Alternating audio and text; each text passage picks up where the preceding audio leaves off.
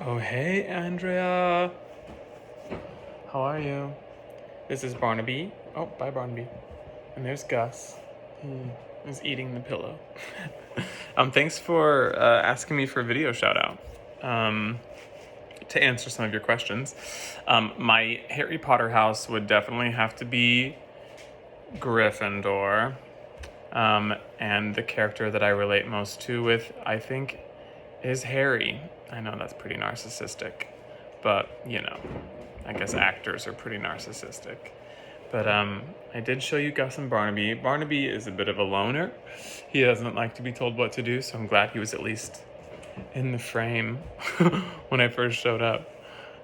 Oh, he's coming back. Oh, he's in his cat cave. Oh, say hi to Andrea. There you are. Oh, hello, there's my boy. There's my boy. Come out. He's awesome. My favorite thing that I've done since COVID started is definitely my virtual Halloween show. While it was the most stressful, it was also the most exciting and most rewarding. And we raised a lot of money for a good cause, so that's cool. If I could have dinner with any musical theater character or actor, who would it be and why? If I had to have dinner with a musical theater actor, it would probably be Audra McDonald, mostly because she knows who I am. We've worked together once, and I just loved her as a human, and I think she's one of the most brilliant artists out there, so it would be... I've never had dinner with her, though, and I know her husband really well, too, so that's probably mine. If I ever quit musical theater and change jobs, I don't know if I would technically quit musical theater. I think that if I stopped performing, I'd probably at least still teach it or produce it or direct it. But I don't know if I'll ever leave the arts as a career for sure. Any good books, CDs, or TV shows I would recommend? Books, I really don't know. I've mostly been reading... Oh, well, you're an artist. I've actually started rereading The Artist's Way, which is kind of a workbook for artists. It helps reinvigorate the artist's inner child, and it's a fun little workbook, and it's a 12-week program, and it helped me out a lot in my early 20s, and I'm excited to revisit it in my early 30s. TV shows, I watched WandaVision, and I really, really loved it, and I highly recommend WandaVision. Musical theater cast recordings I've been listening to. I actually haven't been listening to many cast recordings, to be completely honest. I've not been listening to really any music in the pandemic. I've mostly been listening to podcasts, actually.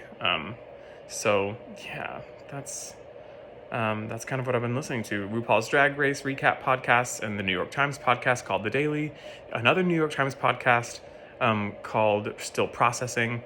And there's one other, but I'm forgetting what it is. The first thing that I wish to do once COVID is over is go out dancing. I want to go out to a club or a bar with some friends and have a night on the town. And I'm not really a person to go out and do that kind of thing, but now that I can't do it, or now that it feels uncomfortable to do it, once it's actually safe and comfortable, it's like all I want to do. One thing I've learned about myself during the pandemic is that